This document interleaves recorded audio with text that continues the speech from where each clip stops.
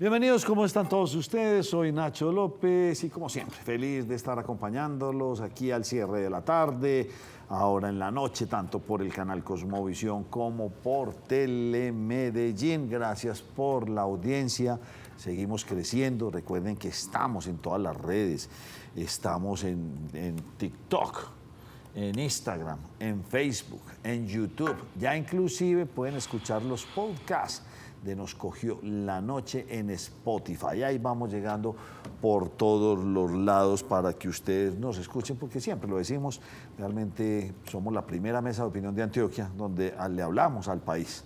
Una muy buena audiencia, miramos los reportes en estos días. Bienvenidos María Andrea, Andrea y José Gil. Nuestro José debe estar en algún partidito, en algún picado, no sabemos en dónde andará. O sí sabemos, ¿en qué partido hay hoy? Yo la verdad, Nacho, sí no sé. Yo no, hoy sí no sé. Hoy no sabemos. Bueno, y gracias a todos ustedes, en verdad vale la pena la acción que estamos trayendo, porque nos impresionaba mucho en estos días mirar los resultados que indican todas estas redes. Una sintonía en Bogotá bastante, pero bastante grande, inclusive a veces superando la audiencia de Medellín. Ya no nos catalogan como una propuesta regional, sino desde aquí salen muchas ideas y muchos especialistas hablando de todo eso, la actualidad de nuestro país, y una actualidad con una vitalidad impresionante, una agenda que la marca fuertemente el presidente, sus ministros, sus delegatarios y por todos los lados. Óigame, en últimas, el presidente ya salió hoy a la luz pública, sigue escondido, ya salió, si está enfermo, no, ayer usted me dijo que no, que ya había mandado el comunicado que enviaron. Pero ya hoy lo vimos, hoy ha trinado algo, Andrea Sierra. Hoy pidió al Hospital Santa Fe que se manifestaran sobre el tema, Nacho, sobre ese estado de salud, pero yo creo que José tiene la nota. Que no le vaya a pasar lo de Shakira. Nacho, ¿Usted por qué se ríe? No, porque lo de Shakira me parece que es algo un poquito más grave y conocemos el compromiso de la barranquillera en sus diferentes eventos, y para que ella diga no, es porque ese cuadro estuvo muy complejo. Pero usted vio lo que pasó, que la clínica donde estuvo publicó todos los resultados. Ni la demanda que le van a meter, porque eso hace parte de una reserva. Usted sabe que hay una relación con el médico, claro, ¿sí claro. o no? Ahí, no sé cómo de se le dice confidencialidad. eso. De confidencialidad. Pues resulta que sacaron eso a la luz pública y a esa pobre clínica creo que le va a ir, no sé si a la clínica o al médico, por haber divulgado los resultados médicos de ellas. Pero Petro Nacho, sí le está pidiendo que ya está dando una autorización, publique los míos. No, Nacho, en el caso del presidente Gustavo Petro, después de la petición que hizo la entidad donde se presumía que estaba el presidente por problemas de salud, envió un comunicado de prensa diciendo que en realidad el presidente de la República estaba visitando a un familiar. No especificó qué familiar, se ha dicho en algunos medios que estaría visitando a alguna de sus hijas, pero en la Fundación Clínica Santa Fe. Ah, ya. Pero que estaba, el comunicado es que estaba visitando a un familiar. Entonces se descarta cualquier cosa con el presidente de la República. María Andrea, usted que todo lo sabe. Y el presidente Nacho hoy estuvo en la transmisión de mando del comandante de la policía. Ah, bueno, entonces está bien. ¿Dónde está la esposa o la ex de Petro?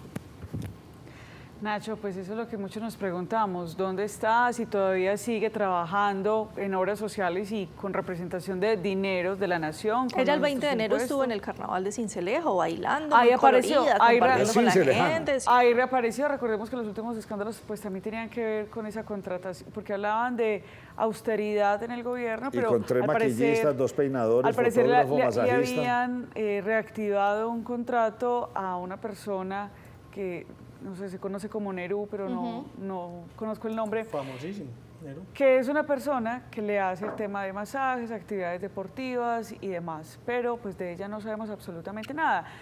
No tenemos que saber, pero lo que sí es necesario saber para todos los colombianos es, ¿está realmente trabajando con funciones de primera dama de la nación y en ese orden de ideas? Entonces, ¿qué recursos se le están dando? Si no es así, que está en todo su derecho, es una señora que puede partir cobijas con su marido, pues entonces también partan el tema de gastar los dineros de la nación. Sí necesitamos los colombianos claridad sobre eso. Bien desaparecida. Lo que es claro es que desapareció de la escena nacional, Nacho. Sí. Se rumoró que estaba radicada en Europa, en Francia se habló, pero... Bueno. Me deja dar un dato tal vez muy menor, pero que a propósito de ese ser congruente y consecuente con lo que se dice, me parece que no pasa desapercibido. Tenemos un presidente que viajó a Dubái, a la meca del petróleo, a hablar de transición energética y dejar de usar petróleo, ¿correcto? Sí. Correcto. Sí, fue a conseguir patrocinio para inteligencia artificial basado en los recursos del petróleo. Y es lo más hablando, contradictorio. obviamente, en su tema de la transición energética y la importancia.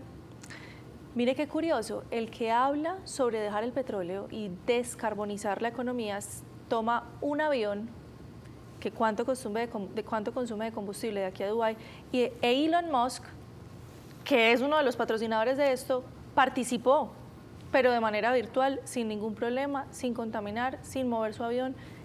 Coherencias que uno no entiende de parte del presidente del cambio. Un avión da como para sostener una finca de 100 vacas durante un año.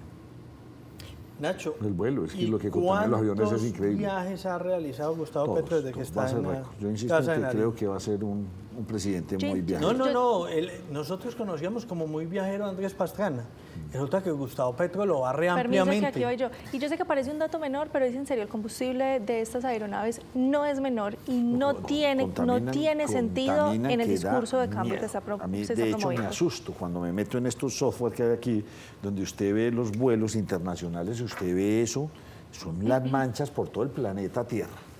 Por estos días, María Andrea Botero, hemos visto banderas del ELN puestas en calles, carreteras.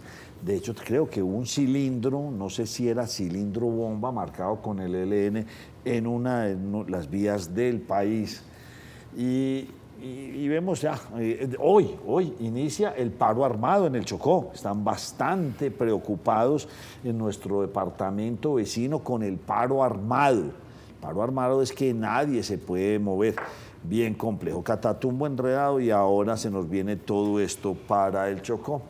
Pero imagínense que ayer, haciendo recorrido aquí en las redes y leyendo información y todo eso, a mí me gusta mucho irme a leer los comentarios. Y miren, hay un comentario que me impactó bastante, un comentario muy repetitivo. ¿Qué se está diciendo de la oposición con la escalada de terrorismo que hay? ¿Qué se está diciendo? ¿Qué se está diciendo? Que estamos perdiendo el control, que el país está mal, Una todo creación eso de lo la dice la zona oposición. binacional. Pero ¿qué se dice del gobierno o de los seguidores del gobierno? Pues me impactó mucho ir leyendo cuando empieza a salir muy recurrentemente que esto es obra de Álvaro Uribe, que esto es obra de la derecha y que estamos llevando al país a como cuando lo recibió Álvaro Uribe. O sea, que la derecha está construyendo y contratando a los sea, serenos generando o el montando escenario todo esto perfecto. para volver a caer en ese asunto. Y me quedé pensando, pero no vi uno ni dos. Cuando ya empecé a ver que esto era muy repetitivo, y si un río suena, piedras lleva, esto se va a ir volviendo. Esa es la realidad en la que estamos. ¿Será que lo que estamos viendo, estos paros armados, esos cilindros, esas banderas, esas grafitis que hacen en diferentes municipios, esto está estructurado por la derecha de este país, está estructurado por el señor Álvaro Uribe o por el Centro Democrático, pero van creando eso en el imaginario? Me impactó mucho. Ahora resulta que la crisis de seguridad está siendo construida por la derecha. Fíjese, Nacho, que hoy en el discurso del presidente Gustavo Petro, mientras se hacía la ceremonia de ascenso del nuevo general de las fuerzas militares, me causó curiosidad algo que decía el presidente Gustavo Petro, y es que él manifestaba que, por ejemplo, no se podía connivir con el ELN porque ellos ya habían perdido su espíritu del padre, Torres. Camilo Torres. Camilo Torres, porque ya estaban permeados por el narcotráfico. Entonces dice uno que son estas incoherencias cuando insiste en sentarse a la mesa con ellos, y además, sobre todo eso que está sucediendo de ataques en diferentes puntos.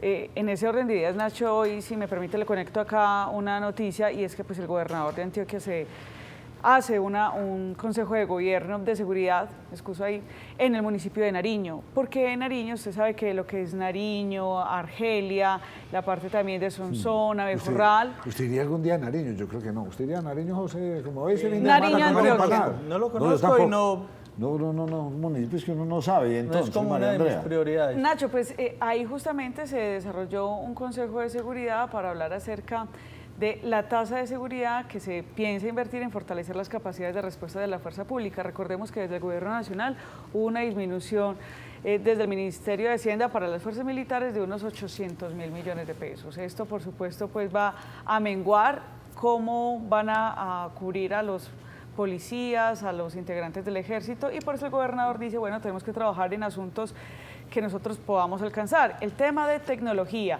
Esto fue lo que explicó el gobernador de Antioquia, Nacho, sobre lo que va a hacer entonces con esta tasa de seguridad, que hay que decir además, no sé, me parece a mí que falta un poco de socialización del asunto, porque en un momento dice que se va a cobrar trimestralmente, otras veces dice que va a ser entonces cada mes, y cabe acá una pregunta: si la seguridad es un asunto de Estado y yo no quiero pagar la tasa de seguridad, entonces a mí como ciudadana no me van a garantizar la seguridad en Antioquia. Pero escuchemos lo que dice el gobernador de Antioquia. Hoy tenemos sin duda un número de efectivos menor con el que contábamos hace algunos años, pero también hay una gran ventaja, hay más tecnología.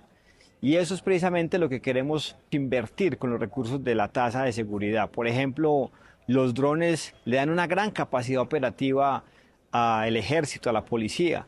Las inversiones que vamos a hacer en movilidad, en tecnología, están encaminadas a darle capacidad de fuego, de protección, de llegar oportunamente a los distintos rincones a los soldados y policías. Así que sí, en efecto, hoy hay un menor pie de fuerza. Decidir sobre eso no es competencia de la gobernación ni de los alcaldes, pero sí invertir en tecnología como un gran complemento al accionar disuasivo de la fuerza pública. Yo soy un convencido, y esto sí es parte de la opinión personal mía, que no me disgusta del todo la idea del gobernador. Es dura en este momento crear más impuestos para la sociedad civil, que está pues abrumada con tanto impuestos, los empresarios y todo el mundo. Pero es que definitivamente desde el gobierno nacional el abandono a nuestra fuerza pública ya es muy evidente. A los policías, me parece que son personas, seres humanos, son colombianos que están haciendo un trabajo donde deben tener unas condiciones dignas para poder ejercer bien su trabajo. Esperemos a que logren tener su primer recaudo y ver el gobernador de Antioquia dónde lo va a poner. Porque usted me trajo unas imágenes de uno claro, que quedamos impactados. En Murindó, por ejemplo. Sí, gravísimo. Entonces, hagamos esto, pero vuelve y queda la pregunta en el aire, José Fernando Gil. Cada vez le estamos quitando más responsabilidades del gobierno nacional y la estamos asumiendo los antioqueños. Queremos hacer este asunto de la autonomía fiscal porque realmente nos devuelven muy poco de lo que producimos y con lo muy poco estamos tratando de hacer más. ¿Hasta dónde vamos a reventar a la gente con impuestos y con todo? Vean, Nacho, el departamento es claro que no se puede quedar rezagado y estancado, pero hay algo que es real. Estamos librando de responsabilidades al gobierno nacional y el gobierno nacional de Gustavo Petro en algún momento sacará cara de lo que hicieron los otros y donde ellos no han hecho absolutamente nada. Ay, ¿no lo hicieron ya con las cifras, con la reducción de homicidios del 2024 en Medellín?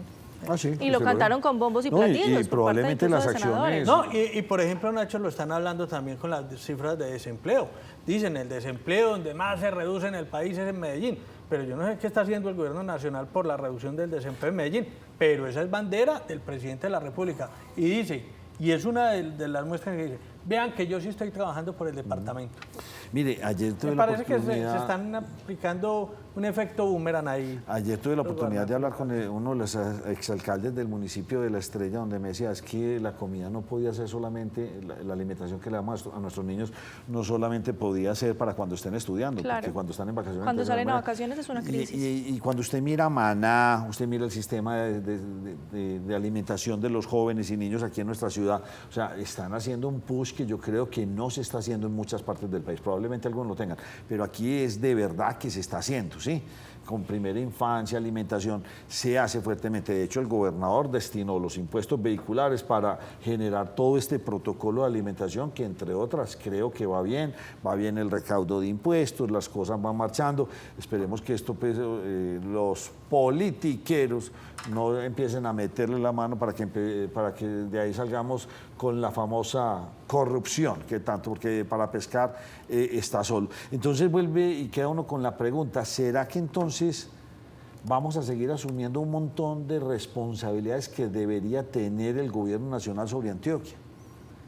Yo no sé, pero lo que sí estoy viendo es que una carretera al mar, si nosotros no la asumimos, por ahora en este gobierno no se va a ver, y en el próximo también lo vería muy difícil, porque vamos a entrar a un próximo gobierno, sea de la ideología que sea, va a encontrar unas finanzas muy complejas, un país muy endeudado, con unos problemas de crecimiento de nómina altísimos, con un gasto disparado.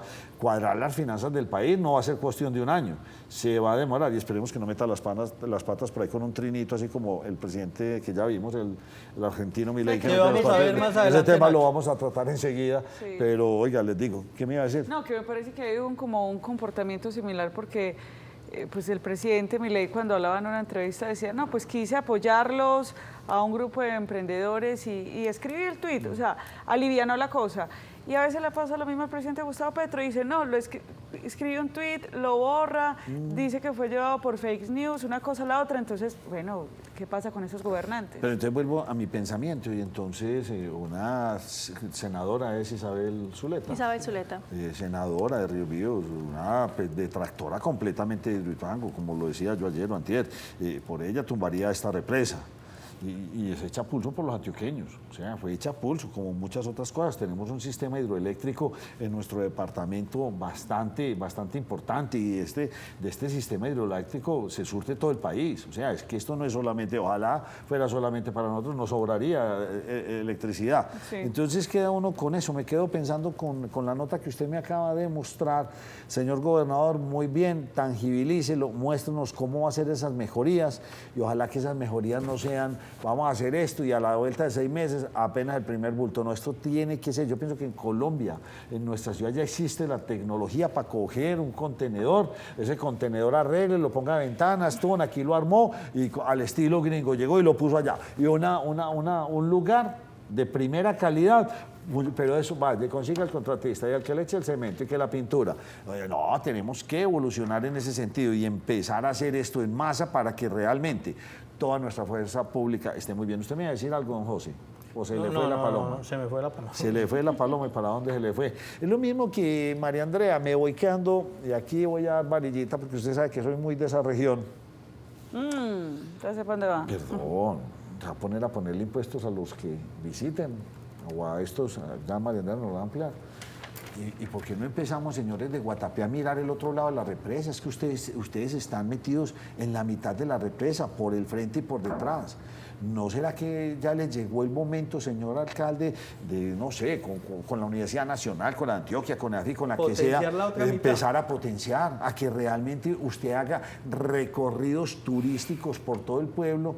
¿O usted quiere que ese municipio se quede siendo un municipio de solamente para irse a tomar aguardiente con naranjadita y con la picadita de frutas? ¿Por qué no empieza a construir recorridos, el recorrido de las artesanías, el recorrido de los helados, que nos lleven hasta el otro lado de la represa? ¿Por qué no? Ese no puede ser el basurero, ese no puede ser la parte de atrás, el patio trasero de Guatapé. Es tan bonito como el del frente.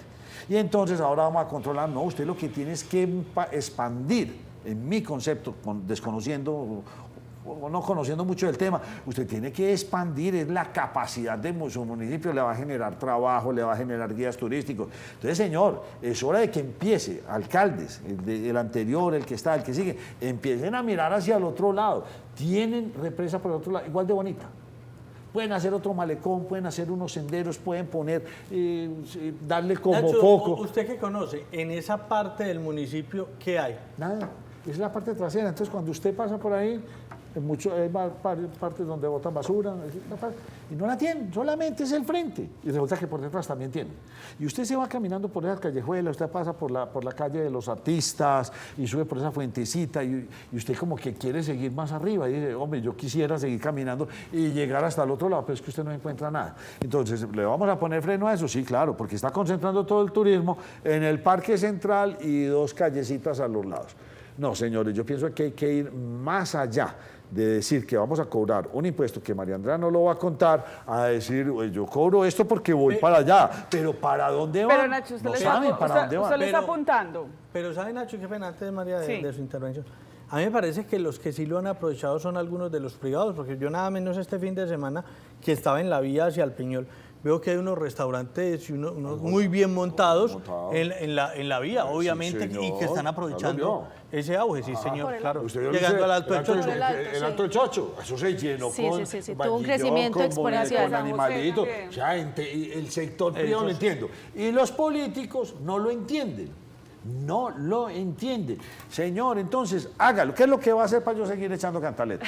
Nacho, pero va por esa línea. Mire, es que el alcalde del municipio de Guatapé, el señor David Franco, dijo... Ese le creemos. No sé, Nacho, no creo que no. No. Ya le voy a buscar de qué partido es o movimiento. Él decía, a nosotros nos visitan todos los días, vienen a este lugar más o menos unos 50 buses diarios con 40 personas. Ellos vienen, los descargan acá. 2.000 personas. Ay, mire, hermano, a ver el mismo desorden, todo tirado ahí. ¿Por qué no abrimos esto? Sí, es que tenemos que hacer turismo de calidad. Pues a eso es lo que dice el alcalde. No, Mira lo que y el dice él. alcalde lo tiene todo concentradito en el parque del Entonces, pueblo y dos callecitas a los lados. ¿no? Ahora, ¿qué dijo el alcalde? Vienen, descargan las personas, se quedan una horita y siguen su camino. Pero entonces ellos tienen el estatuto tributario del municipio de Guatapé dice que ellos pueden grabar el tema de las empresas de turismo o agencias de turismo. Grabar con un impuesto... Páreme un momento, páreme. Mire este parquecito. Sí. Imagínese que hasta hace 1 o 2 años los artistas podían llegar a sacar su guitarra y cantar ahí. Ah, sí, yo y era un parche lindísimo. Y habían 2 o 3 cafecitos. Usted se tomaba su cafecito. No era ni de la bulla todo taco, era un evento cultural. Desapareció. ¿Por qué? Porque lo prohibieron. No sé qué pasó, pero desapareció. Ya usted ya va y ya no encuentra esa oferta de la gente cantando. Y cantaban argentinos, bolivianos, colombianos, ricos. Y había una oferta muy cultural, muy bonita, asociada a un buen café, porque venden muy buen café ahí en ese lado. Allá pues el negocio más popular son las artesanías, made in China. Porque así es, la artesanía. Pero un buen cafecito. Miren, esas son las propuestas disruptivas. Ese es el turismo de calidad. No el que tenga el parlante más grande, el que venda más aguardiente, el que saque más borracho. Entonces la dejo porque quería que vieran esa imagen. Se me cayó aquí la areta y que ay, no se me desarme, doña María Andrea. ¿Cómo es?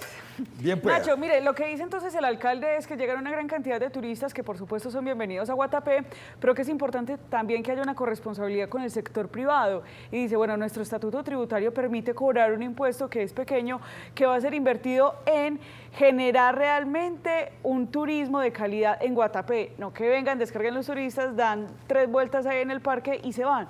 Él dice, no, esas empresas de turismo también les vamos a exigir un guía de calidad, que sepa la historia de Guatapé, que vaya a los puntos estratégicos de Guatapé y que además el dinero también se va a invertir para hacer mantenimientos a varios puntos estratégicos de tal manera que ese turismo no se quede concentrado en esta calle donde están las sombrillas, donde está el parquecito. Pero escuchemos rápidamente acá lo que dice el alcalde David. Según el estatuto tributario de nuestro municipio, la base gravable establece un aporte mensual al impuesto de industria y comercio en una VT. Una VT en nuestro municipio equivale a 49.799 pesos.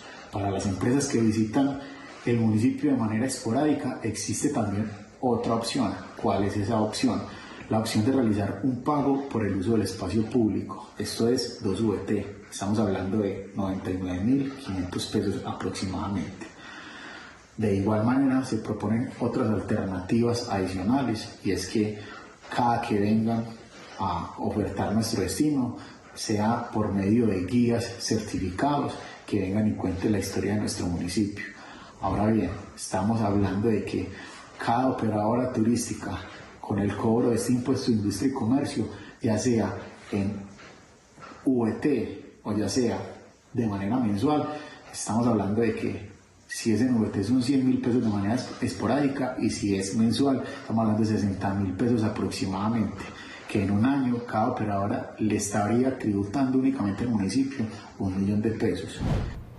Municipio bien bonito, los invito a que lo vayan, lo conozcan, pero un municipio que todavía tiene mucho potencial y que realmente necesitamos que le metan más visión, que no se queden ahí en el parque, vuelvo, insisto, no se queden ahí.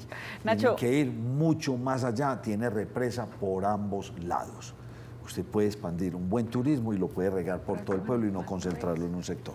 Y adicionalmente, le digo, tiene el Parque de los Magnolios, que es endémico, ¿sí? Endémico es cuando solamente se encuentra ahí en esa partecita. Tiene un claustro que es buenísimo. Allá los sacerdotes no hablan, todo el mundo es calladito, entonces a mí me gusta que le ofrecen un tinto. Nacho, sobre todo sí, Semana Santa. Tiene una vista ya, yo no sé, eso es como de Carturo, eso es que no habla nada. ¿Monjes capuchinos? Sí, yo no sé, silencio absoluto. Monjes capuchinos. Tiene una cantidad de destinos que usted puede ir, llegó al municipio, venga, lo llevamos con el guía, vamos caminando a ver el endémico, vamos caminando, pero todavía no tenemos... O sea, no es solo la piedra, pues, que es de un No, periódico. José, es que todavía, dígame si tenemos realmente políticas claras de turismo. Y no hablo solamente por Guatapé, hablemos de Támesis, hablemos de Jardín, hablemos de otros municipios que están recibiendo muchos turistas, pero lo están recibiendo orgánicamente y no saben cuál es el camino a seguir. ¿Por qué? No reciben ayuda, no reciben educación. ¿Cuánto muchacho podría vivir de ser guía turístico en francés, en inglés, en chino? ¿Cuántos muchachos podrían montar? Claro que ahí surge una pregunta, por ejemplo. Entidades como el SENA están en Guatapé, que deberían estar formando personal. Son las preguntas que están. Entonces sigue creciendo orgánicamente, pero no le estamos yendo al ritmo. Bueno, ya eché mucha cantaleta. Pero Nacho, para finalizar y redondear entonces esta idea, dice el alcalde que actualmente de unas 50 agencias de turismo que ellos tienen registradas desde el año 2024, 7 empezaron a aportar a este impuesto del turismo.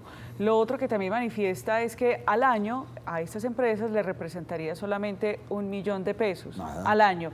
Y él hace las cuentas de cuánto le representa diariamente a la empresa llevar personas a hacer turismo a Guatapé. Entonces él dice, pues es un aporte mínimo y es un tema también de corresponsabilidad. Pero María, hay algo que no entiendo. Son 50 empresas, a cada empresa le representaría 1 millón de pesos al año. O sea, son 50 millones de pesos. Ese aporte en realidad no le da ni para hacer media cera, José. No le da ni para ser un policía acostado. Pero hace más, dirá él, hace más 50 millones que nada. Él tampoco se puede ir de... Pero simbólico. Bueno, José, también una cosa es, bueno, malos y sí, malos y no, malos y mucho, malos y poco. Venga, empecemos a ver cómo le va a Guatapé. Muéstrenos, señor alcalde, en qué lo va a invertir, dirán las empresas. También es un tema de generar confianza desde el inicio. Le hago una pregunta. ¿Qué hizo Venecia? ¿El municipio de Venecia o Venecia? Venecia, Italia. Ah, no, Nacho, no sé. ¿Usted sabe que Venecia, Italia? Todos pensamos en el municipio. No, Venecia, Italia, Italia, que fue la noticia de ayer. La noticia de ayer con respecto a Venecia, Italia es, ellos le están cobrando a usted 5 euros por ingresar. ¿Sí? Por entrar. Pero dijeron, no, pero es que yo le cobro 5 euros al que entró por la mañana y salió por la tarde. El que se queda a dormir aquí o el que se queda más de un día no tiene que pagar eso. Pero bueno, como nos ha ido también, ya recogimos una cantidad de millones importantes de euros, la vamos a subir a 10. Pero tenían un propósito, limpiar la ciudad, hacer que el turismo se quede. Hay un propósito a futuro. Interesante. El turismo es bueno, pero no tanto. En eso sí estoy de acuerdo con el alcalde, porque eso ya esas romerías de París, de Madrid, de Roma, ya se vuelve muy malo. Y lo del impuesto es interesante, pero sí me parece que es una cantidad en realidad. No, yo lo dejo pensando. Alcalde, ojalá que pueda venir aquí al programa y nos cuente cuál es su proyecto para expandir toda la zona turística del municipio y no quedarse ahí. Los temas de Andrea Sierra son, estoy lista con la cámara. Bueno, sí, estoy lista con la cámara. Ustedes no es sino que la enfocan y yo estoy lista con la cámara. Míreme ahí ya, estoy lista con la cámara. No, mentira, Nacho, mire. El tema del día, sin lugar a dudas, en el ámbito político nacional está relacionado con ese ventilador que encendió el ministro de Comercio, Luis Carlos Reyes, tema del que ya estábamos hablando ayer. Solo que ayer dimos una primera parte de todo lo que abrió esa pequeña cajita de Pandora. Ayer escuchábamos las declaraciones que daba para medios nacionales puntualmente, y digámoslo con nombres, para la emisora La W con Julio Sánchez Cristo, y cómo hablaba sobre la manera en que el embajador de Colombia en Londres, Roy Barreras, le habría pedido, según Roy, le habría recomendado de una manera muy particular ciertos nombres y ciertas hojas de vida para algunos cargos que tienen que ver con el tema de aduanas, puntualmente en puertos, y que podrían estar relacionados tal vez con alias Papá Pitufo, a propósito de todo el escándalo que se está desatando por ese zar de la corrupción. Hoy se conoció y dio a conocer la lista completa de los que serían 38 legisladores, 38 congresistas, tanto de Cámara como de Senado, que según el ministro de Comercio Reyes habrían llegado hasta su despacho para pedirle, entre otras cosas, pues que les ayudara, bien fuera o para mantener a personas en esos cargos, o para que les ayudara con ascensos, o para que les ayudara con nombramientos, puntualmente, en direcciones seccionales, Nacho. Dentro de los nombres que se destacan en esa lista, que no son pocos, hay congresistas de casi todos los partidos. Mire, hay congresistas de Cambio Radical, hay congresistas del Centro Democrático, de la U, del Liberal, del Conservador, además de Roy y de Armando Benedetti. Está el hoy procurador, el Hash, se me va el nombre, Gregorio el Hash. Sí. Está el exministro Ocampo. Y también están dos congresistas que son del Pacto Histórico, Alejandro Ocampo. Apenas dos del Pacto. Por eso le digo, además de Roy, además de Benedetti, hay otros dos. Son cuatro. Son muy poquitos. Son cuatro, en realidad. Son cuatro que aparecen ahí. Lo más curioso dentro de todo, Nacho, son los dos primeros partidos que le mencioné, porque son partidos que desde el inicio se declararon en oposición. Nosotros teníamos esta discusión más temprano con María Andrea y era la posición que se tiene con el Partido Conservador. Los compañeros en el máster creo que tienen los congresistas, y ténganmela ahí un momentico, estos son una muestra de los congresistas antioqueños que salieron en esa lista de 38. Por el Partido Conservador, Germán Blanco, Nicolás Echeverry y Daniel Restrepo.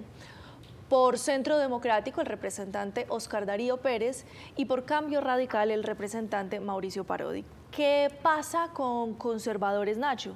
Es que recuerde que estas peticiones se hicieron al inicio del gobierno del presidente Gustavo Petro, cuando Luis Carlos Reyes era director de la DIAN. Es decir, en ese inicio, Partido Conservador aún era de la bancada de gobierno.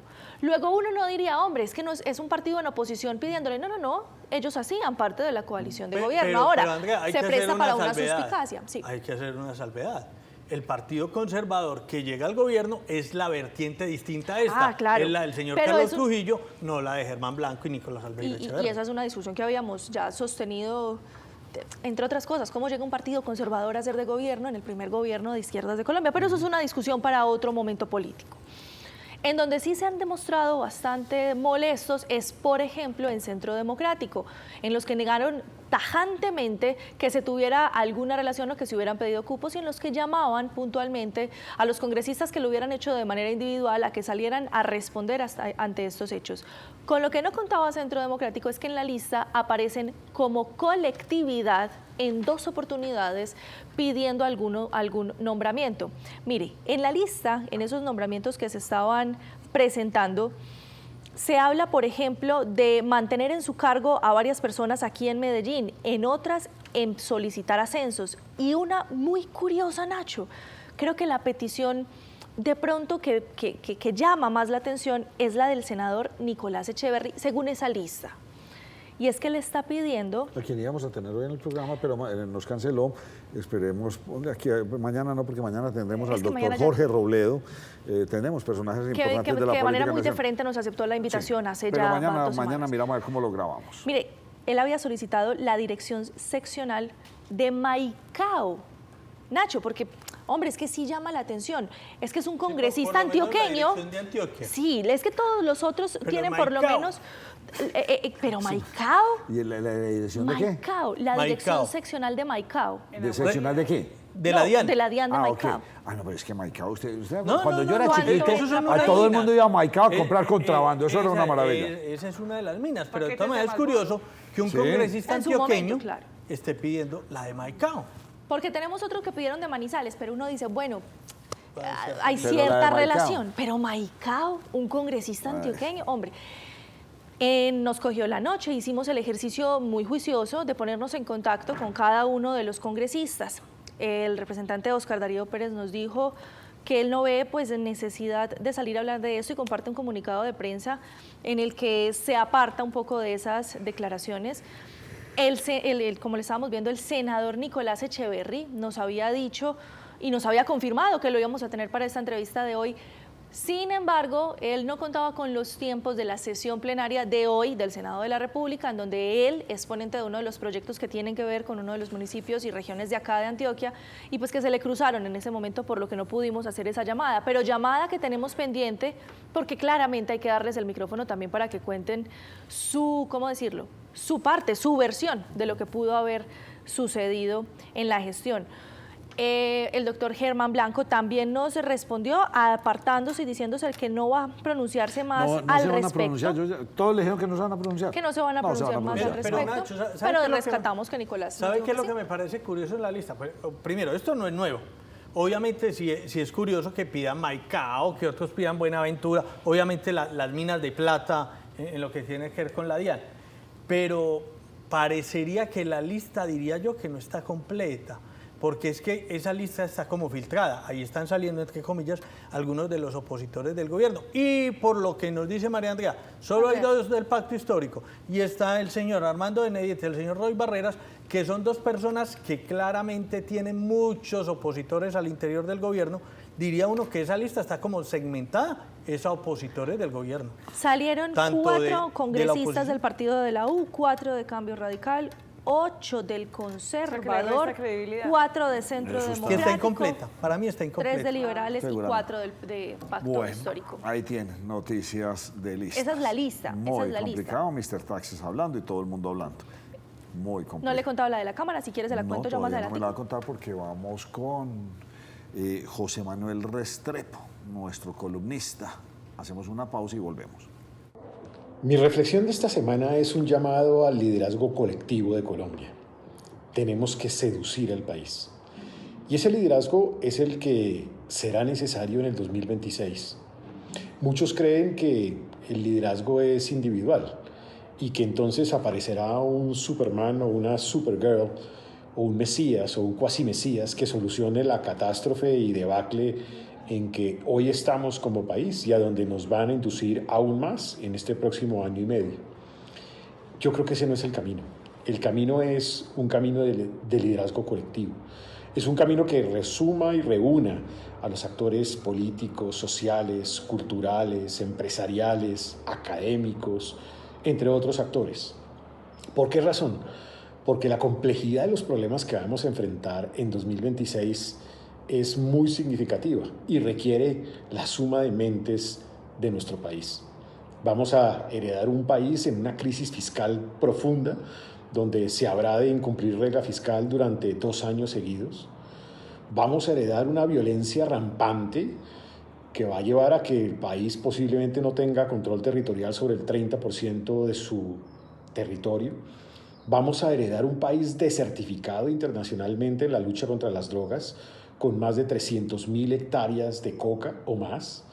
Vamos a heredar una relación comercial y de inversión deteriorada con el primer socio de inversión de nuestro país, que son los Estados Unidos. Vamos a heredar serios problemas sociales en salud, en acceso a medicamentos, en crisis de liquidez en las IPS de Colombia, un problema serio de vivienda, porque no habrán subsidios para construir nueva vivienda, y un país en dificultades en materia de acceso a la educación, porque no habrán ni siquiera recursos para las universidades públicas, pero también con el marchitamiento del ICETEX, que ha sido un bien público que ha permitido que miles, decenas de miles de familias puedan acceder a la educación superior. Y vamos a heredar un país con crisis energética en materia de gas y eventualmente crisis en otros frentes en este sector por la situación de Ecopetrol y por la decisión de no firmar nuevos contratos de exploración de gas y de petróleo. Entonces, lo que se necesita es un liderazgo colectivo que sea capaz de reunir mínimos comunes denominadores alrededor de las libertades, del respeto a las instituciones, del valor del sector empresarial, de los deberes y de los derechos simultáneamente. Un liderazgo que inspire también. Y para esto no se vale seguir petrificados, conectado al tuit del día de actores de gobierno nacional. Hay que superar eso. ¿Y eso qué significa? Eso significa que se necesita menos odio, menos resentimiento y mucho más sentido de unidad, sentido de construcción de esperanza. El liderazgo colectivo que requiere Colombia a partir del 2026, y es la invitación al país a que construya ese liderazgo colectivo, es un liderazgo basado en la unidad, basado en la esperanza y basado genuinamente en una construcción de amor y no de odio y de resentimiento. La dimensión de los problemas es gigantesca y solamente sumando mentes y no esperando el caudillo del día es que se van a solucionar los problemas del país.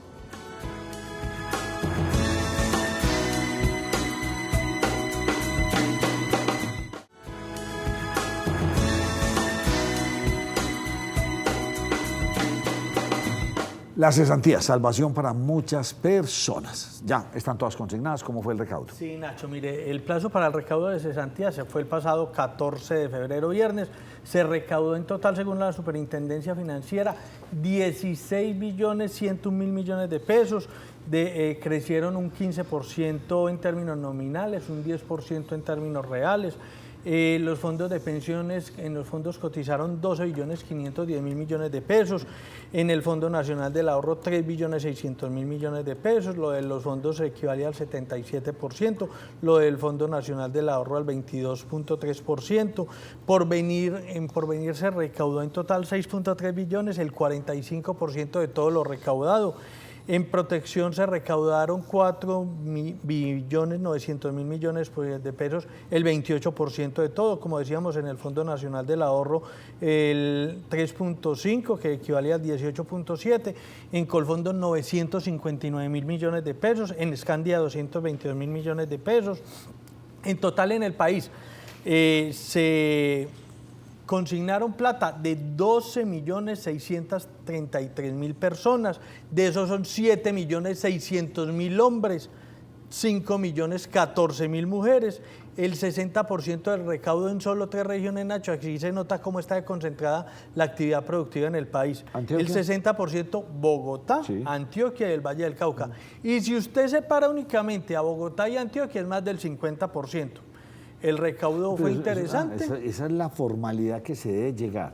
Desde Bogotá y Antioquia, hay que llevarlo al resto del país. Eso tiene que pasar. Óigame, don José. Y es una clara muestra de que lo productivo se centra acá básicamente en 2 regiones, 3 con algo del Valle del Cauca, porque ni siquiera marca significativamente Barranquilla, el departamento del Atlántico. Yo sé que su amiga es triste, dice que es muy triste, que el inicio, que el comercio.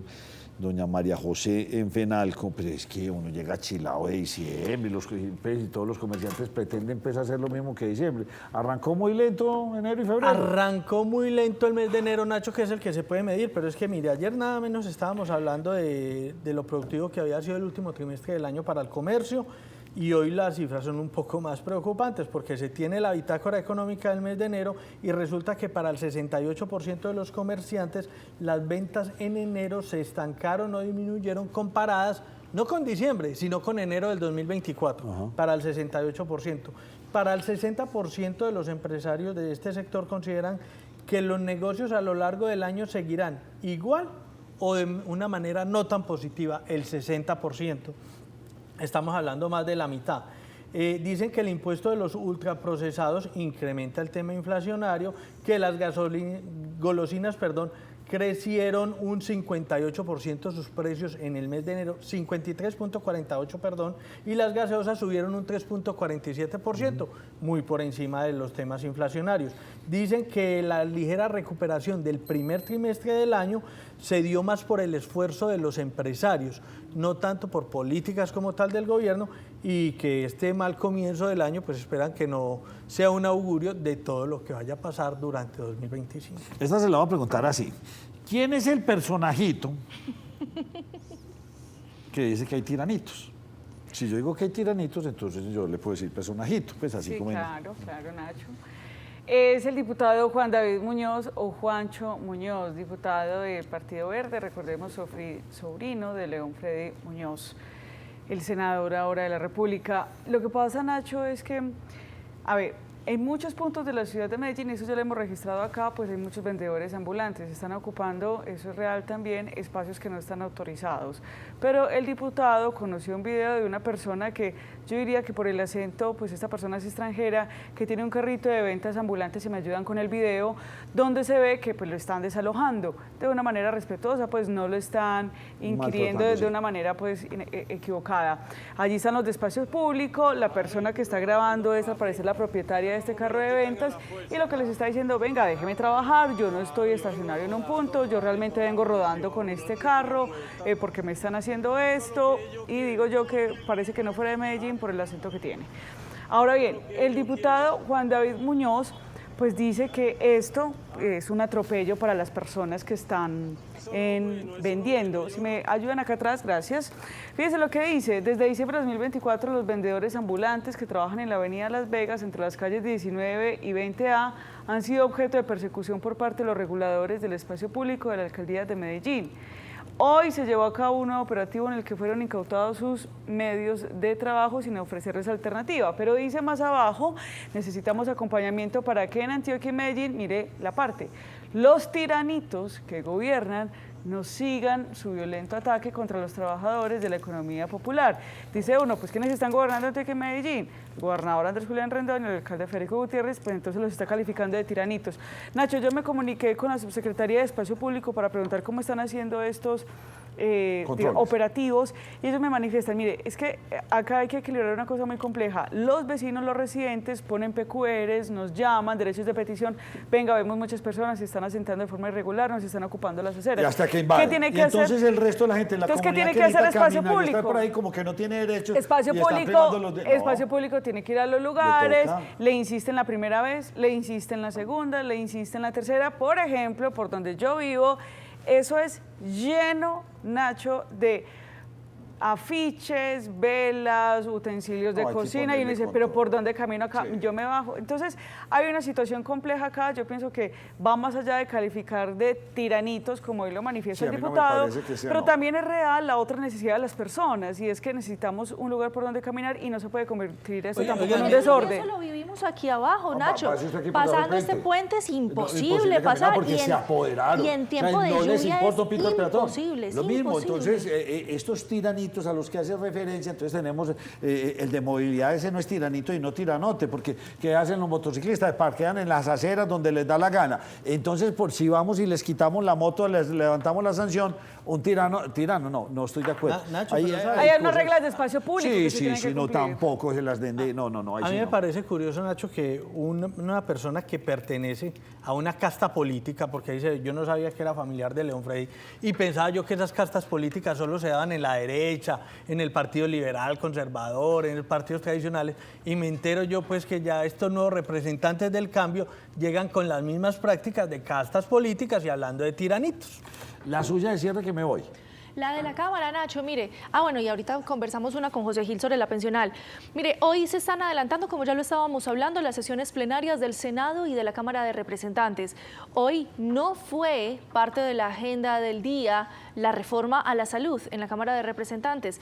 Y no lo fue porque sigue habiendo una pelea por parte de la mesa directiva, puntualmente con la vicepresidenta segunda. El vicepresidente primero también ha manifestado su inconformidad con este documento que tenemos en el máster, con este radicado, es la palabra puntual, con este radicado la vicepresidenta segunda manifestó su intención de que fuera retirada su firma de las convocatorias que se tenían para llamar a esas sesiones ordinarias para debatir esa reforma a la salud. Sigue en velo lo que va a suceder con las reformas del gobierno del cambio, sobre todo por el rompimiento de las relaciones que se puede estar presentando luego de la filtración de esa lista, Nacho, porque ¿qué es lo que va a pasar? Hay congresistas, y también lo conversábamos, que tal vez de buena fe asistieron en un momento determinado a hablar por algún funcionario que lo estuviera haciendo bien y que querían que lo mantuvieran allá en la dirección de las aduanas en cualquiera de las regiones. Y al filtrarse esa lista, lo que están haciendo es creando un velo de suspicacia sobre ellos, diciendo esto es clientelismo, lo están haciendo mal. hombre, ¿con qué intención el Congreso va a tener buenas relaciones con el gobierno nacional si lo que estaban hablando, si esos acuerdos programáticos, como se les conocemos, se les rompieron y han sido filtrados de esa manera como lo hizo el ministro de Comercio? Hábleme de reforma, José, pero ya nos queda Sí, un minuto Nacho, antes de irnos mire, con fue nuestro presentado. invitado, el señor Yarse, para que ahora nos hable un poco sobre este tema de Milei y los famosos políticos trinadores. Vea, sí, Nacho, rápidamente fue presentado por parte del Ministerio de Trabajo el borrador del decreto único reglamentario de la reforma pensional. Este, entre otros, entra en vigor el 1 de julio, tiene un pilar solidario, semicontributivo, contributivo y de ahorro individual voluntario, como lo habíamos mencionado en el pasado, fija las reglas para la afiliación al sistema y la selección del componente de ahorro individual. Si un empleador incumple con los aportes a pensión, el encargado de cobrar serán las administradoras de pensiones, no la persona como tal. Contiene un componente frente al desarrollo de la prestación anticipada por vejez para quienes lleguen a la edad de jubilación con 1.000 semanas y regula la disminución progresiva en el número mínimo de semanas para las mujeres por pensión de vejez, entre otros aspectos. Creo que más información la tiene Andrea Sierra. Claro, y con la reforma pensional es que mañana ya se va a empezar a debatir en la Corte Constitucional si es o no exequible, si cumplió o no los requisitos, y ya fue presentada la ponencia por parte de uno de los magistrados con lo que busca que se caiga. La denuncia se basa en dos partes, en que tiene vicios de forma y de fondo, y en ese orden de ideas se hace un poco difícil sostenerla en el tiempo. ¿Cuáles serían los posibles escenarios en los que se dé? Que no se caiga, poco probable. El tal vez más probable es que se la devuelvan al Congreso de la República para que subsanen lo que salió mal en esos trámites, o que definitivamente digan no es procedente y se cae definitivamente la reforma pensional. Nacho, y finalmente frente a ese punto, pensaría uno, conociendo uno a los congresistas, que quienes aprobaron la reforma, sí, que le dieran el último trámite de, ¿cómo se llama, Andrea? En el debate, en la sesión. El debate completo. Sí. Casi que lo hicieron intencionalmente Para para que que se la hundiera. reforma se hundiera. Vamos a hacer una pausa y volvemos con ustedes.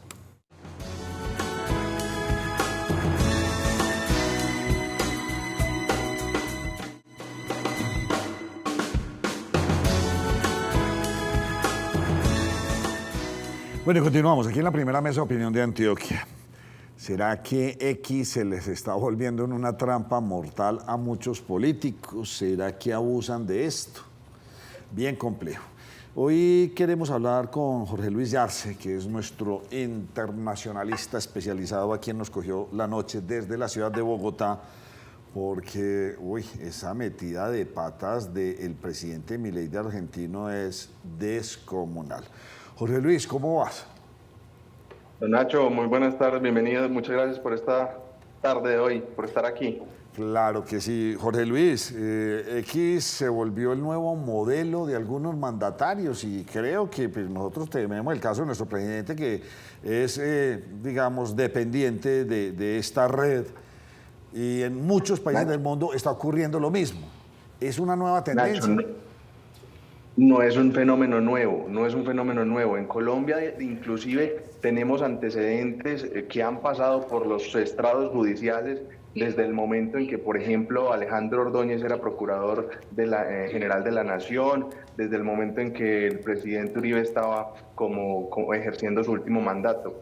Esto ya pasó en Colombia, ya ha pasado en otros territorios, porque es muy difícil deslindar la imagen pública, la imagen de aquel que está ejerciendo un poder público y la imagen del humano, ¿sí? De la persona que llegó a ese cargo de elección popular. Hasta donde mis opiniones personales realmente son personales y no están afectadas por la investidura de ese cargo público o no afectan a la investidura. Y eso es lo que estamos viendo alrededor del mundo. Oiga. Gobernar o ejercer cualquier tipo de influencia a través de las redes sociales es un tema muy delicado que afecta los gobiernos, los mercados. Argentina en este momento lo está viviendo, ¿cierto? Con una crisis económica subyacente por un trino. Oiga, pero interesante esa propuesta que hace José.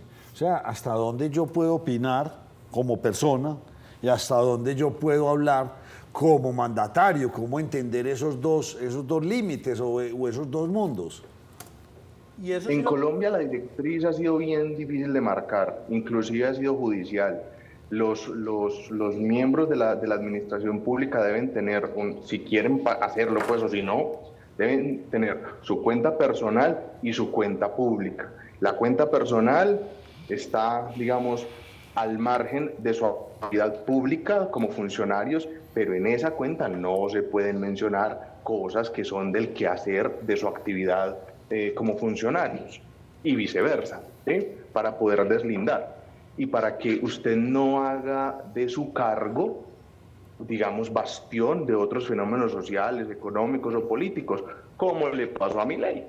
Y entonces, desde el lado jurídico, ¿cómo se puede interpretar? ¿Para Milei o para el caso colombiano? Para ambos. Cualquier arranque por el que quiera. Para Milei ya tienen una cantidad de demandas impresionantes, pero entonces demandas como persona natural o como primer mandatario. Y con respecto a lo que hace Petro, por ejemplo, lo vimos por ahí que le dijeron que a una niña que la declaró nazi, entonces que se Claro. tenía cómo entender hasta dónde llega lo personal y dónde llega lo presidencial, y sabiendo que soy presidente pero tengo un fuero que me protege, entonces cómo entender ese mundo. Ahí no hay un conflicto de intereses grande. Bueno, en Argentina el conflicto está bien deslindado y es muy interesante, digamos. El presidente de la Argentina tiene un fuero, sí, evidentemente, mientras ostente el cargo. Pero mientras ostente el cargo puede ser sujeto de procesos de toda índole en la justicia ordinaria. O sea, la justicia ordinaria lo puede procesar y las sentencias quedan en stand-by hasta que pierda el fuero presidencial, como le pasó a la exmandataria Cristina Fernández de Kirchner. Eso es muy interesante porque a él lo van a perseguir penal y civilmente en procesos de reparación directa por vincularlo como partícipe en un delito que llevó a la configuración de una estafa del tipo piramidal, y los que se vieron afectados en la Argentina están reclamando unas indemnizaciones. Y a su vez está denunciado penalmente pues por el mismo hecho. Todas esas acciones judiciales pueden entrar a procesarse de manera ordinaria en los juzgados argentinos, pero solo se pueden ejecutar cuando el presidente pierda la calidad de presidente. Ahí viene el segundo elemento peligroso para la economía, para el elemento social y para las relaciones internacionales de Argentina, el juicio político. Porque en este momento Milei cuenta con unos números rojos en el gobierno, ¿sí? Está con un Congreso mayoritariamente opositor que evidentemente va a tratar de aprovechar las circunstancias para tratar de configurar bajo este hecho alguna de las tres categorías que permiten sancionarlo bajo un juicio político y buscar que sea retirado del cargo. Eso ha sido a su vez génesis pues, de todos los problemas que estamos viendo en la bolsa, la inestabilidad política, inclusive reacciones internacionales como del Fondo Monetario Internacional, que está reconsiderando la negociación del crédito internacional que es tan importante para ellos. Son consecuencias que o sea, van mucho más allá de la mera opinión de un presidente en una red social en favor o en contra de un modelo económico, de un proyecto económico. Trascienden a la ciudadanía, a la economía, a la sociedad en general. Entonces ahí están pues, planteadas las consecuencias y habrá que ver cómo se desarrollan los próximos días. Pero que el Congreso argentino y en particular la Cámara de Diputados con 104 opositores fuertes en su contra, quieren ver sangre.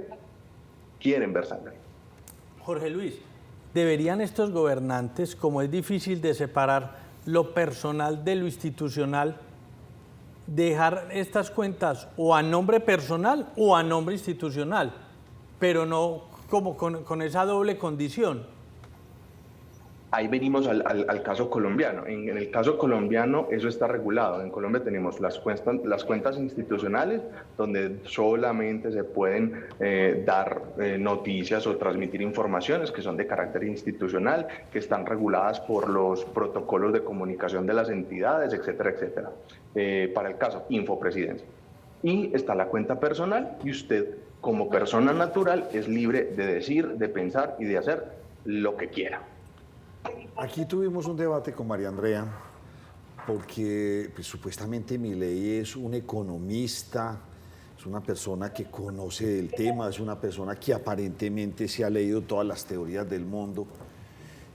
Uno, ¿cómo entender esta metida de patas tan descomunal? ¿Será que sabía? María Andrea dice que ¿cuál era su posición, María Andrea? Que se debía de saber, porque uno no va promocionando negocios así a la ligera, porque lo que manifestaba incluso en una entrevista era que quiso apoyar a unos emprendedores argentinos y que le tocó tragarse un cachetazo de ellos. Y además con esa afirmación, cuando intenta decir, pues usted va al casino, apuesta y pierde, ¿de qué se quejan?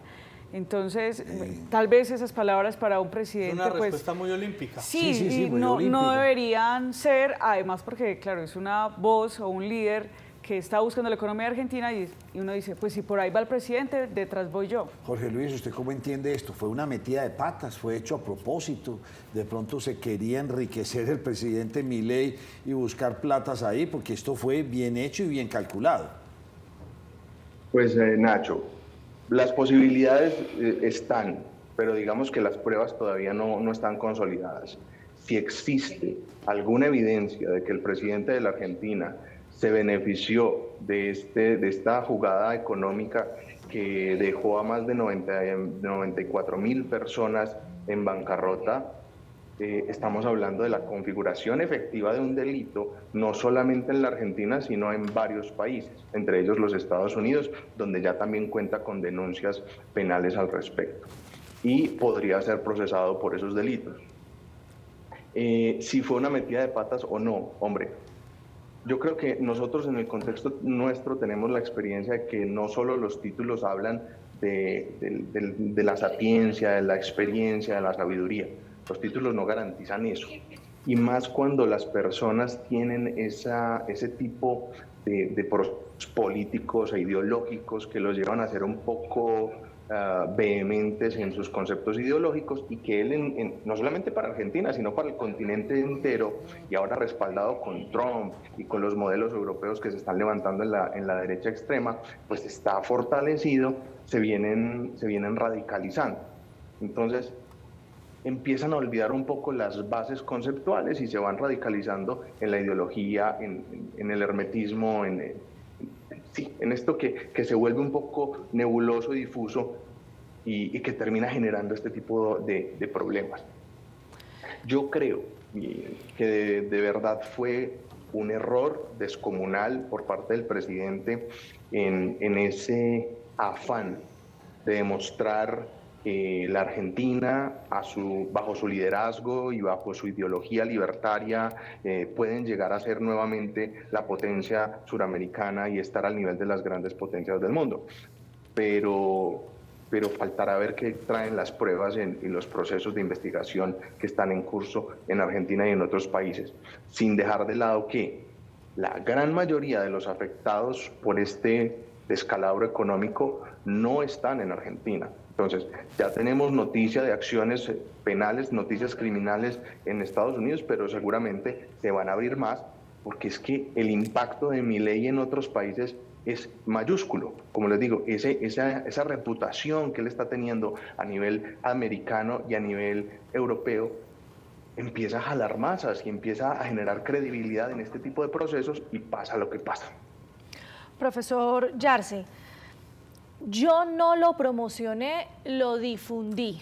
Fue también otra de las respuestas que dio cuando estaba hablando sobre ese trino. Y usted toca una palabra que es absolutamente clave, por lo menos en términos políticos: reputación. No sabemos en términos judiciales qué pasará ni hasta dónde llegará, pero reputacionalmente, ¿qué tan afectado cree usted que se verá el presidente Milei? Se lo pongo para que lo miremos en paralelo con un Donald Trump que ha tenido ciertos movimientos que han sido considerados polémicos, que se convirtió al fin y al cabo en el primer presidente de los Estados Unidos declarado penalmente o como convicto en llegar a la presidencia, y ahí sigue, con el mismo caudal político, con los mismos electores. ¿Reputacionalmente esto va a afectar a Milei? Pero, a ver, esa comparación es un poquito tendenciosa en la medida en que estamos hablando de un Donald Trump que sí, efectivamente fue condenado, simbólicamente, pero fue condenado. Y llega como el primer presidente convicto con mayorías absolutas en Cámara y en Senado. Mientras que Milei en Argentina llega como presidente con minorías absolutas en Cámara y Senado. Entonces, él, digamos, está en una posición de certera desventaja con respecto del poder que le genera control político. Y efectivamente va a ser muy afectado, porque es que hay que recordar que el año 2025 es un año de elección parcial. Argentina funciona un poco como lo hace Estados Unidos, tiene unas elecciones parciales para elegir algunos de sus senadores en cada 2 años.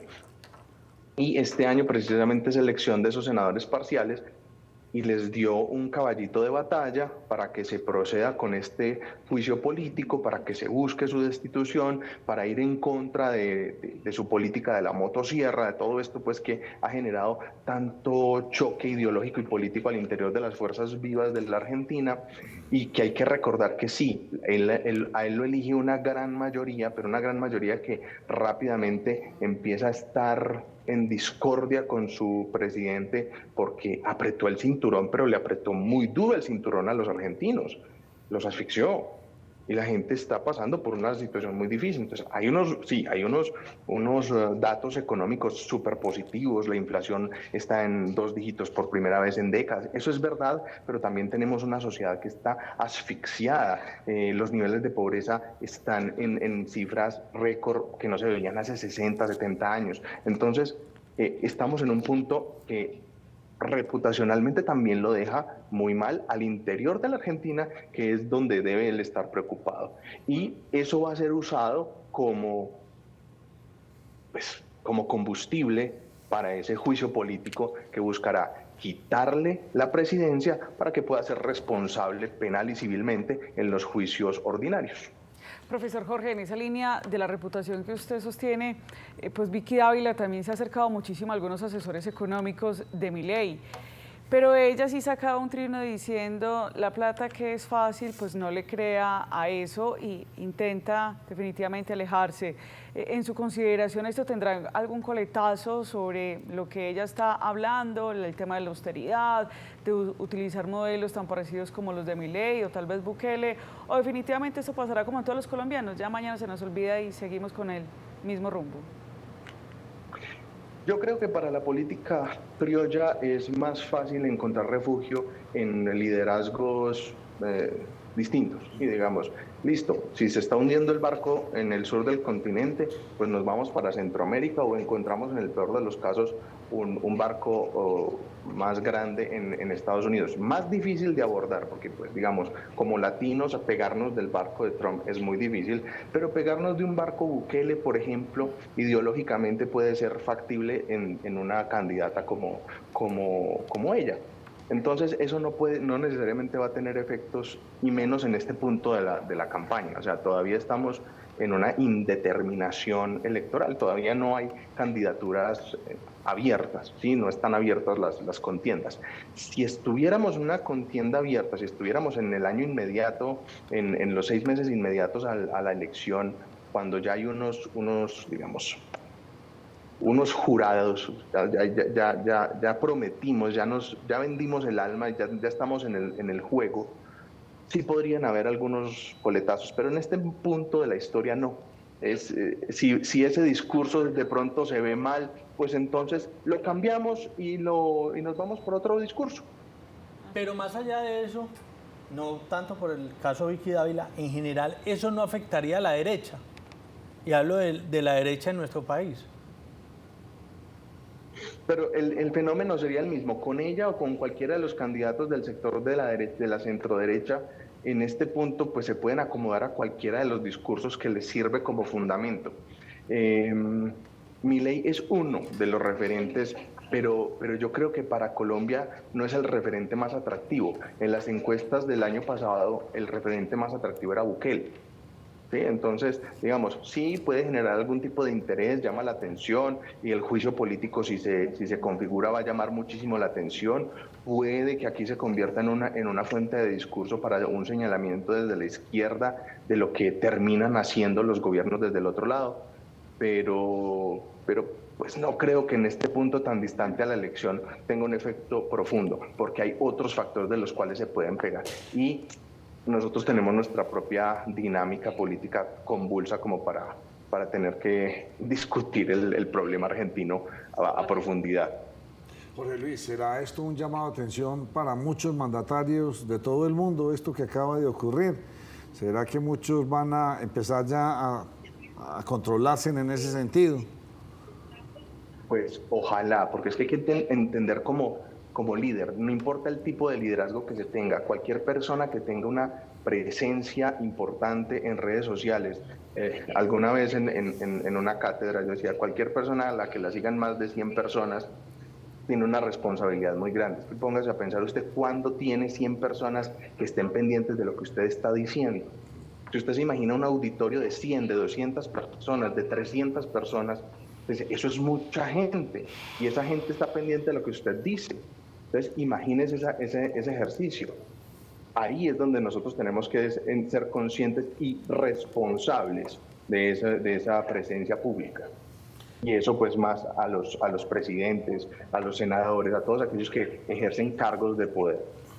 Jorge Luis, en resumen, entonces, para entenderlo, tenemos un presidente argentino que por ahora está protegido. Tenemos una fuerza política viva en Argentina de oposición que buscará su caída a como dé lugar. En caso de que el presidente Milei no se caiga, habrá que ver qué pasa con la justicia una vez termine su periodo presidencial. Y como usted lo dijo, le tocará pagar esos 80, 90 millones de dólares. ¿Los tiene? Yo no creo que los tenga. Está metido en un problema de tamaño mayor. Y tendrá que demostrarse su responsabilidad directa, ¿no? También estamos especulando sobre su responsabilidad directa, sobre todo en el orden internacional. En los Estados Unidos, la sola presencia pública no lo va a hacer culpable. Puede darle algún grado de responsabilidad, pero su responsabilidad directa en el fraude es lo que lo va a hacer responsable. En Argentina el cuento es otro, porque así están estableciendo que él fue determinador para que ese negocio funcionara y que ese negocio era una estafa. Entonces, allá bajo la figura de su derecho interno, sí lo están configurando como determinador, y eso sí lo mete en problemas. Pero en el orden internacional puede que salga mejor librado. Sí, yo no lo veo nada porque sigue siendo casi que un influenciador a nivel internacional. ¿Usted para qué lo siguió? Él publicó, pero él no lo obligó. Y entonces a nivel internacional, ahí el que metió las patas fue el que tomó la decisión de creerle este asunto. En Argentina sí se le enreda el panorama, José. Sí, Nacho, no, y a propósito de lo que usted menciona, es que eso es tan complejo como yo le digo a usted que invierta. Usted invierte y pierde. Usted me culpa a mí, pero si usted invierte y gana, no me da parte del dividendo de lo que gana. Así es. Es algo tan simple como eso. Sí, es así de simple, así como usted lo dice. Entonces, si yo pierdo, usted es el culpable, y si yo gano, yo gané, y no más. Es correcto. Jorge. Más allá de lo de la justicia argentina. Pero es el culpable y se lo mete en una estafa. Ahora, si usted me dice a mí, venga, Sí, apostemos en bueno, este pero páreme ahí un Si momento. yo previamente Jorge Luis. sé que eso es una estafa. Exacto. Sí, Jorge Luis, Sí, yo lo sé. ¿era una estafa esto? Si era una pirámide, ¿era una estafa? Probatoriamente todavía no está claro. O sea, es muy diciente que el modelo haya respondido como respondió. Había una gran acumulación de capital en muy pocas personas, 9 personas, que vendieron rápidamente, y eso hizo que el valor se quebrara. Entonces pareciera ser que sí estaba preparado, y es ahí donde le están dando responsabilidad como determinador al presidente Milei. Pero pues es que el tema no es de cómo parece, sino cómo fue y qué dicen las pruebas, y eso es lo que la justicia argentina tendrá que demostrar. ¿Libra es una moneda de estas argentina, o de dónde es esta moneda?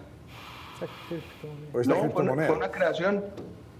La libra, pues como moneda existe en el Reino Unido, pero pues la libra que ellos estaban creando era una creación, una moneda digital, un código que se constituye como un elemento de intercambio igual al Bitcoin o a cualquiera de los, o a Ether o a Ethereum, cualquiera de los modelos de intercambio que es a través de código, de un código limitado.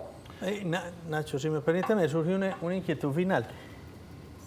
Teniendo como tenemos en nuestro país un presidente que constantemente trina y que dice que en el país le temen a sus trinos, ¿cuál sería como la conclusión que le debe quedar a un presidente como Gustavo Petro, fruto de esta situación que se está viendo en Argentina? La responsabilidad que se tiene como líder de todo lo que se dice como figura pública. Es que son muchas las personas que están detrás de esas cuentas y de lo que se dice como líder, ¿sí? Ni siquiera es el cargo que se ostenta, sino el liderazgo que se ejerce y cómo se puede impactar directamente la realidad y la sociedad. Es que a mí me inquieta un montón ver el fenómeno económico que se dio en Argentina con ese trino. ¿Sí? Los mercados cayeron 5.7% en un día, se estabilizaron en un 4.7%, pero en una sola jornada cayeron hasta un 5.7%. Los bonos nacionales del Tesoro cayeron un 0.5% en un solo día, al cierre del día de ayer. ¿Sí? Y todo porque hay un desconcierto generalizado en los mercados por el trino que hizo el presidente. O sea, es verdad que lo que se dice de la boca o del trino de un líder de esta magnitud tiene un efecto radical en la realidad que tenemos el día de hoy. Entonces, esa es la responsabilidad que se debe tener en el uso de estas redes sociales. No estamos en mediados del siglo XX, donde las cosas se esperaban a las noticias del día de mañana en los diarios. Hoy, la velocidad de la información hace que la economía responda de inmediato y que estos líderes de opinión influyan en la economía de inmediato.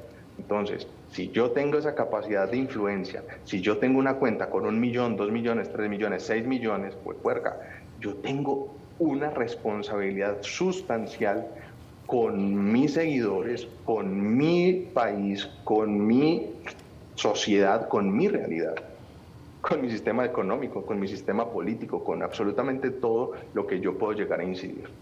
Bueno, panorama complejo el que tendrá el presidente Milei de aquí en adelante, duro, y no tiene cómo salirse. No le hackearon la cuenta, bien complejo, una gran cantidad de personas que perdieron mucho dinero, o 9 o 10 que ganaron mucho dinero. Bien complejo el panorama. Yarse, no lo quiero dejar ir sin...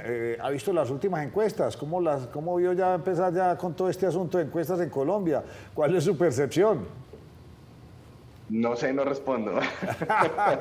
Lo dejamos para una próxima. Listo, Jorge Luis Yarse. Gracias por haberme acompañado. Un gusto, don Nacho. Siempre un honor estar con ustedes. Claro que sí. A ustedes los invito a hacer una pausa y ya regresamos.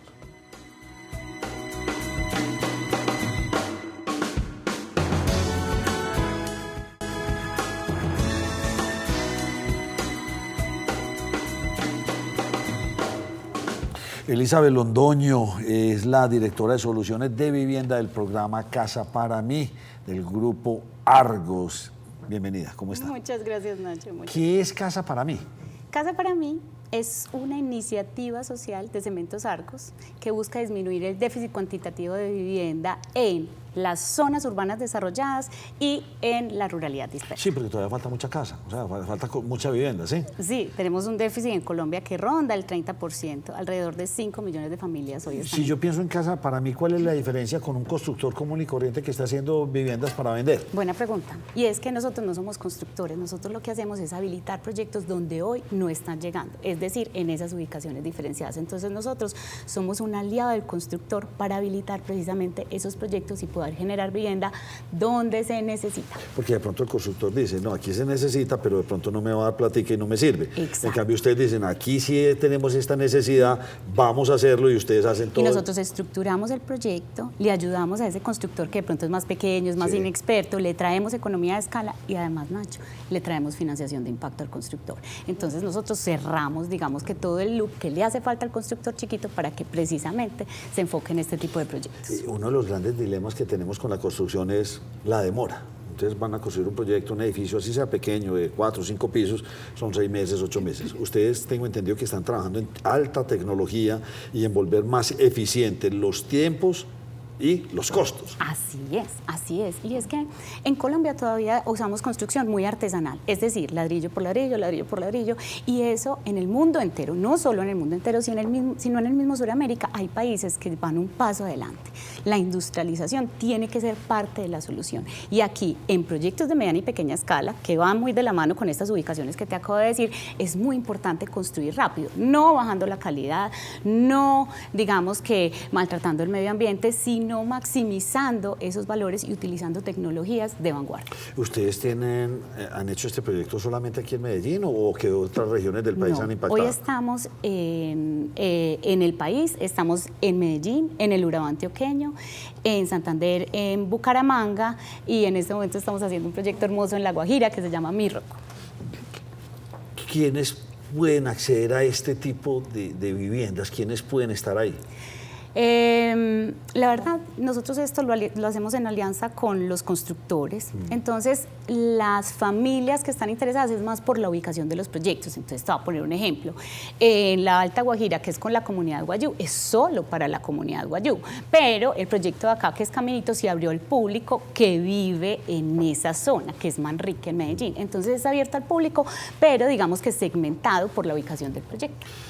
Entonces, digamos que Argos lo que quiere, Cementos Argos quiere seguir creciendo con esto y ayudándole a más familias, porque no solamente les entrego o facilito que se haga una vivienda de altísima calidad en menor tiempo, pero también le facilito a todos estos clientes, hombre, vaya, busque el subsidio del gobierno, haga esto, pide aquí, y ustedes llevan a eso hasta que queden ahí pagando unas cifras, digamos, asequibles de acuerdo a estas familias. Así es, Nacho. Parte de nuestra propuesta de valor incluye el acompañamiento de las familias y eso los hacemos con los aliados locales, es decir, el aliado local. Entonces aquí trabajamos con las cajas de compensación de Antioquia, en Santander con la caja de compensación de Santander, y depende del aliado local, que puede ser incluso la alcaldía o el gobierno nacional, como es el caso de La Guajira. Buscamos habilitar el cierre del proyecto y el cierre financiero de las familias, es decir, en palabras más cristianas, que las familias puedan completar toda la plática que necesitan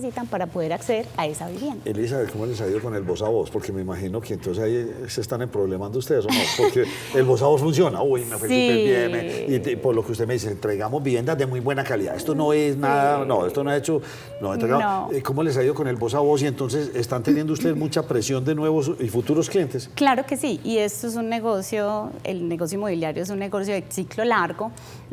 Y aquí me gusta esa pregunta porque quiero hacer una aclaración, y es que Casa para mí es un negocio social y no es una fundación, es decir, nosotros no donamos vivienda, nosotros lo que hacemos es habilitar a todo el ecosistema, incluyendo los constructores, las familias, el proyecto como tal, para que ese proyecto salga adelante y que las familias finalmente puedan tener acceso. Entonces, digamos que uno de esos problemas que hemos tenido es que todo el mundo venga, yo quiero tener acceso a esa donación, pero no es una donación. Finalmente nosotros lo que hacemos es acompañar a las familias y es algo que hemos venido trabajando a través de nuestras redes sociales y demás. Es una venta de vivienda, pero con una responsabilidad social, porque usted no quiere montar un negocio ni montarle competencia a los constructores de este país, no.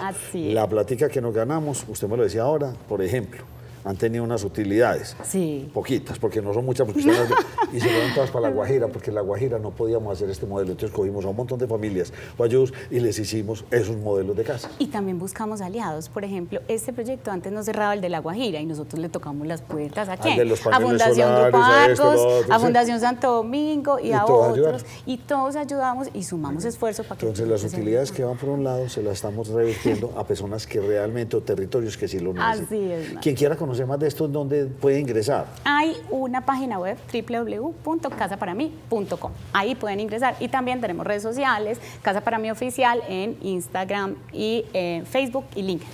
Visítenos en nuestras redes sociales de Nos Cogió la Noche, porque con ella voy a hacer un podcast donde vamos a profundizar mucho más sobre este tema y ese valor social tan importante. Ojalá se diera mucho más. Muchas gracias por haberme acompañado. Muchas gracias, Nacho, a ti.